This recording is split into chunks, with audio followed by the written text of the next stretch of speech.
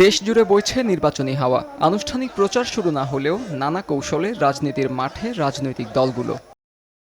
তবে উৎসবমুখর এই পরিবেশে উদ্বেগ বাড়াচ্ছে কৃত্রিম বুদ্ধিমত্তা। এআই এর অপপ্রচারে বিভ্রান্ত হতে পারেন ভোটাররা, সত্য মিথ্যার জ্ঞানাকলে পড়ে হারাতে পারেন গণতান্ত্রিক সিদ্ধান্ত গ্রহণের বিবেচনা।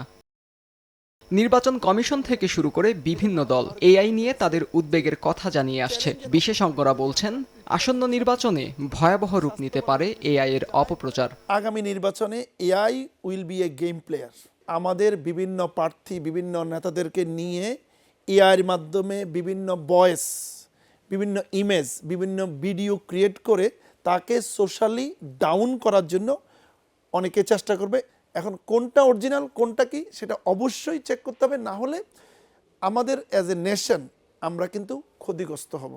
অপতথ্যে সহিংসতা সৃষ্টির আশঙ্কা মাথায় রেখে এখন থেকেই সুনির্দিষ্ট পদক্ষেপ নেয়ার পরামর্শ বিশ্লেষকদের। আগামী নির্বাচনে এই এআই এর ব্যবহারটা এটা একটা চ্যালেঞ্জিং বিষয় হবে।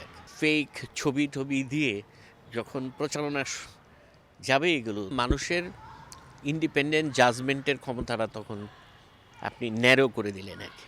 সে ওইটার উপর ভিত্তি করে একটা ডিসিশন নিয়ে নিল। রাজনৈতিক দলগুলো নিজেদের মধ্যে সহিষ্ণুতার জায়গাটা, মাত্রাটা নষ্ট হয়ে যেতে পারে, অসহিষ্ণু আচরণ করতে পারে, যেটা থেকে মারামারি সহিংসতা তৈরি হতে পারে। এদিকে এআই এর নেতিবাচক প্রচার ঠেকাতে ইউএনডিপির সঙ্গে কাজ করছে নির্বাচন কমিশন। প্রযুক্তি যত এগিয়েছে ততই বেড়েছে তার অপব্যবহারের আশঙ্কা।